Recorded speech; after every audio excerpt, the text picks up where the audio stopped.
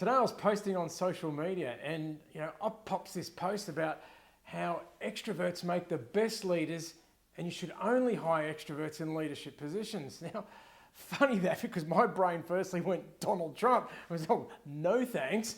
But then I thought to myself, that's interesting considering people like Elon Musk and Bill Gates, who are billionaire global business leaders, are both self-confessed introverts. And you can even see it because you see many interviews where they come across like even socially awkward at times.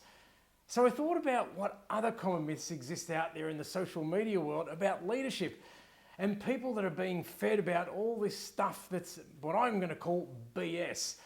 So here are some things that I'm sure you've probably heard of too. Now I just mentioned that the myth that extroverts make the best leaders.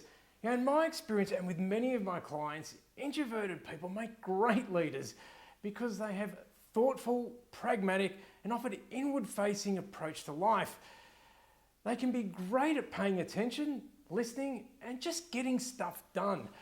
So another one I come across is leadership can't be taught.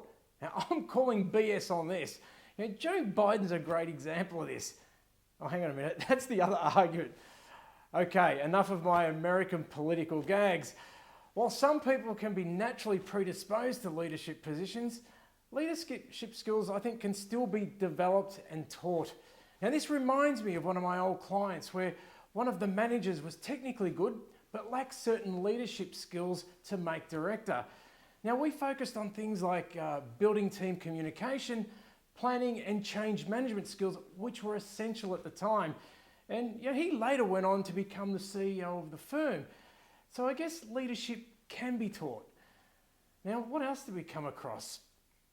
That's right, leaders can't make mistakes. Well, what do you think about this? I call BS. You might feel like you need to be perfect in front of your team, but I think that's your ego talking. And I think making mistakes is a fundamental way to grow in your role and work out what doesn't work so you can work out what does.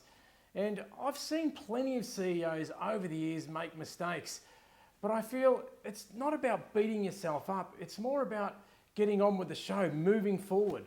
Admitting to your mistakes and being open about it shows that your team that you're human, you're accountable for your actions, and I think you get more respect from your employees that way because they feel that they can do the same. Now, what about this one? Only the boss can lead. Now, I think these people have been watching too much of, what's that show again? Oh, The Godfather. Because if you want to secure your succession planning and increase your business valuation, I think most of my successful clients would say you must train your managers to lead effectively in your organisation.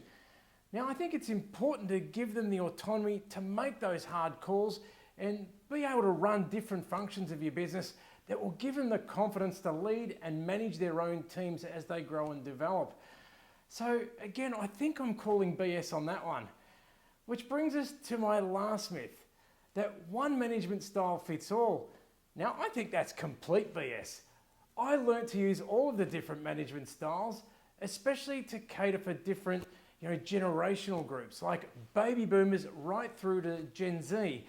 But in saying that, I focused my core on my leadership style being more transformational, which focuses on achieving the goals of the business alongside encouraging staff to grow and develop. So I guess the moral of the story is be careful what you consume and believe on social media so it doesn't hold you back.